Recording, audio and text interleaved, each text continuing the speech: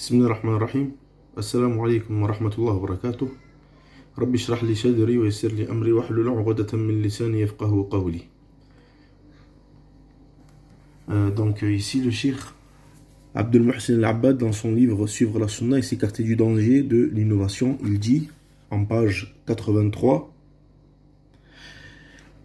les masalih al-mursal ne font pas partie des innovations. Les masalih al-mursala sont des initiatives qui n'ont pas été mentionnées en tant que telles par la législation islamique, mais qui ne sont pas non plus réprouvées par elle et qui servent à la réalisation d'une prescription sacrée, comme par exemple le rassemblement du Coran à l'époque d'Abu Bakr radiyallahu anhu et Uthman radiyallahu anhu, ou encore l'établissement des registres et l'inscription des noms des bénéficiaires des donations dans ces registres. En effet, il n'y a pas de texte dans la législation islamique confirmant l'autorisation de ces actions ou les interdisant. Concernant le rassemblement du Coran, c'est un moyen de le conserver intact sans en perdre quoi que ce soit, conformément à cette parole d'Allah subhanahu wa ta'ala: Inna nahnu nazzalna adh-dhikra wa inna lahu lahafizun.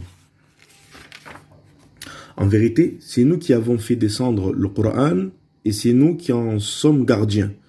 Notons par ailleurs l'hésitation d'Abu Bakr radiyallahu anhu lorsque Omar radiyallahu anhu lui conseilla de rassembler le Coran. كيف أفعل شيئا لم يفعله رسول الله؟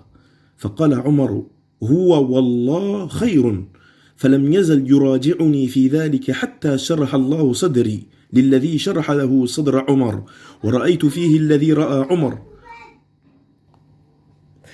Comment ferais-je quelque chose que le messager d'Allah sallallahu alayhi wa sallam n'a pas fait? Omar radiyallahu anhu lui répondit: c'est, j'en jure par Allah, un bien. Abu Bakr raconte: Omar ne cessa de me rappeler cela jusqu'à ce qu'Allah apaise mon cœur pour me faire accepter cette idée. Et je vis ce qu'avait vu Omar. Abu Bakr rassembla le Coran dans les feuillets et Omar radiyallahu anhu les rassembla par la suite dans un livre, Mus'haf. Quant à l'établissement des registres, il se fit sous le règne de Omar radiyallahu anhu lorsque les conquêtes devinrent nombreuses et les butins abondants. Face à ce nouveau contexte, il devenait nécessaire de consigner par écrit les noms des soldats et des salariés. C'était bien une initiative inédite, mais utile pour faire parvenir aux gens leur dû sans que rien ne soit omis. On voit par ces exemples qu'on ne peut pas parler de bonne innovation en voulant rattacher ces pratiques aux masalih al-mursala. En effet, ces derniers sont de simples moyens utilisés pour obéir à des prescriptions, alors que les innovations suggèrent une déficience de la législation.